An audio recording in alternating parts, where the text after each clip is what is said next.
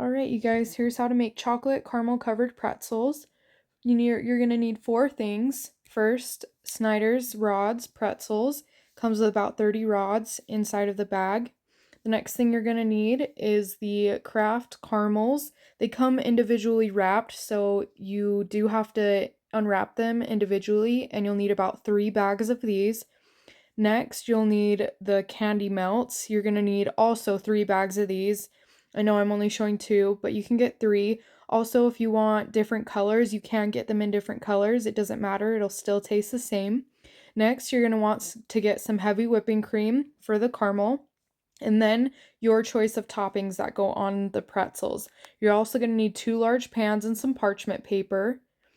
Next, you're going to want to take out all your pretzels and line them out on the parchment paper. If you want smaller ones, you can just break them in half, or you can leave them all long. It's up to you. Next thing, you want to get a pot of boiling water started, and this is how we're going to do our caramels. Next, you're going to once the water is boiling, you're going to put another pot on top, and then we're going to dump our caramels in.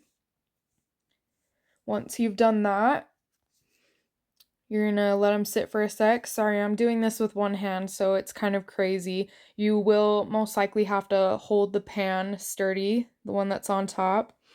Then you want to go add in your heavy whipping cream, and you will have to do this multiple times throughout. I just pour in a little bit each time I do it, though. At first, it's kind of a lot. You want to sprinkle it all over, cover as much as you can. And then you just want to continuously stir it. You don't ever want to let it just sit there. You always want to keep stirring it. And this process does take a little while.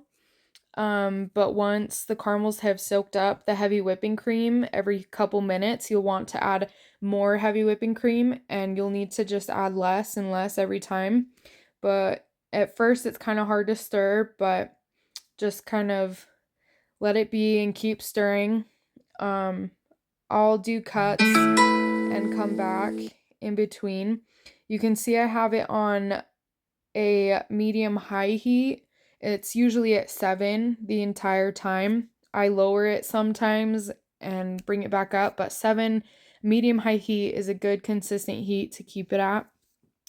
As you can see, I just keep adding a little bit more heavy whipping cream, and I just keep stirring the caramels. I did switch to a wooden spoon.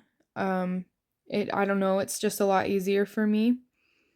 So just keep stirring, and this process it can take up to like 10 to 15 minutes, so it kind of is a process.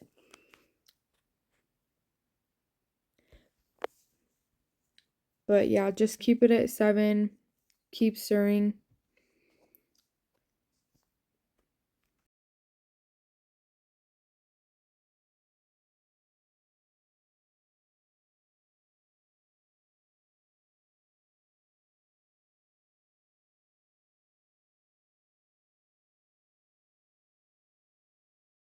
We add a little bit of more of that heavy whipping cream.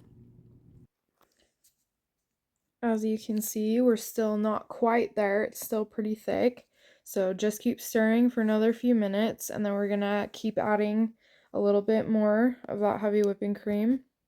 We're getting to the point where we're needing to add less and less. We're almost to the right consistency.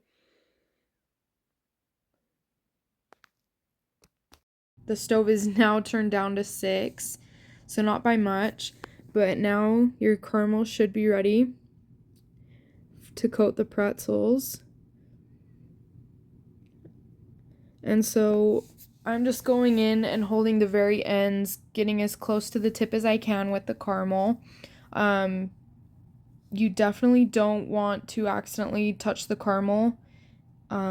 It does burn. I do get it on my fingertips once in a while, but it's kind of like hot glue. It burns at first and then dries pretty quick, but it still hurts, so I wouldn't recommend touching the caramel. Do your best not to, but just coat the pretzels on all sides, as close to the tip all the way down as you can, and keep stirring. And you want to brush off any extra caramel that's on there, because when it sits on the tray, it does kind of spread out, making it thicker anyways.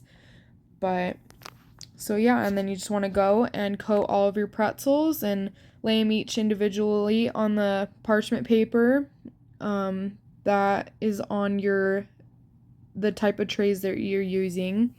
Also, try not to let any of the pretzels touch, so you don't want to put them too close together. If any of them are touching, it is really hard to separate them once the caramel is hardened, so try and keep them as separate as you can. Alright, this is what the pretzels should look like when they've all had their individual coats of caramel. After that, you want to put them in the freezer overnight, or at least 5 to 8 hours. Take them out of the freezer, and now you want to go through and loosen each individual one, just so it makes it easier to put on the chocolate.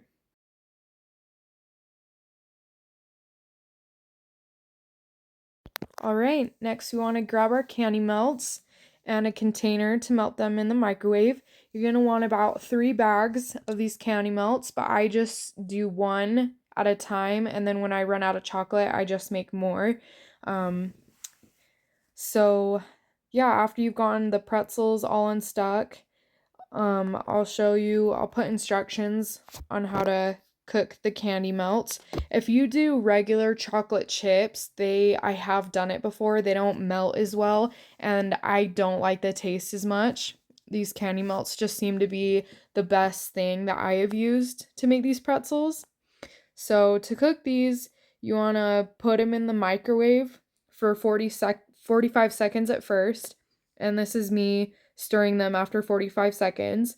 And then you want to put them back in the microwave for an additional 30 seconds. After that second time, you want to keep stirring it and get all the clumps out, and it should be a perfect consistency now, ready for dipping our pretzels in.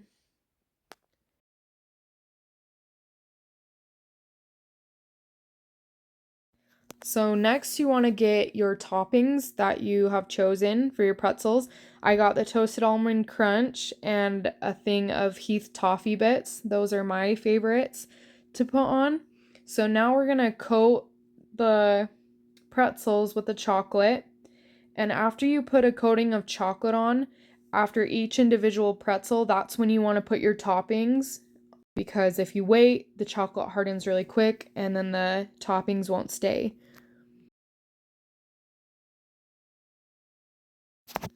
We're still coating some of our pretzels here. It is kind of a process. By the way, I did buy some orange candy melts. They still taste just like regular chocolate. It's just orange because it is close to Halloween. So I kind of wanted to do some fun ones that are kind of Halloweenish.